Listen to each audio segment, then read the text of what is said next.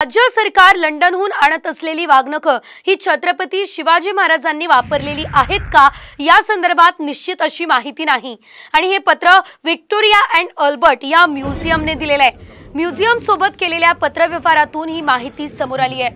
हा दावा इतिहास संशोधक इंद्रजित सावंत हे करताय। अफजल खानाचा वध केलेली वाघनखं लंडनमध्ये नाही साताऱ्यात आहेत आणि ती छत्रपतींच्या राजवाड्यातच आहेत असा दावाही सावंत यांनी केलाय। इतिहास संशोधक पांडुरंग बलकवडे यांनी सावंतांचा दावा मात्र फेटाळून लावलाय। ते संग्रहालय स्वतः सांगतंय की वाघनखं शिवाजी महाराजांची नाहीत, ही वाघनखं शिवाजी महाराजांची नाही आहेत, त्याच्याविषयी अनसर्टनिटी आहे अशा पद्धतीचं लेबल लावायचं हे सुद्धा त्यांनी महाराष्ट्र शासनाच्या त्या अधिकाऱ्यांना आणि मंत्री महोदयांना सांगितलेलं आहे।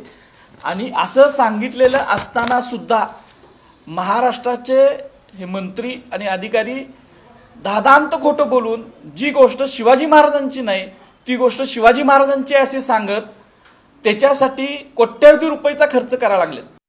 कारण की कुठलीही वस्तू एखाद्या संग्रहालयात आली की त्या वस्तूचं रजिस्ट्रेशन होतं, म्हणजे नोंद होते। या वाघनखांबद्दल त्या रजिस्टरमध्ये जी नोंद आहे की ग्रँडफच्या वंशजांनी शिवाजी महाराजांनी वापरलेली वाघनखं अशी नोंद केलेली आहे। आपण त्यावरून ही शिवाजी महाराजांची वाघनखं आहेत असं समजायला काही हरकत नाही।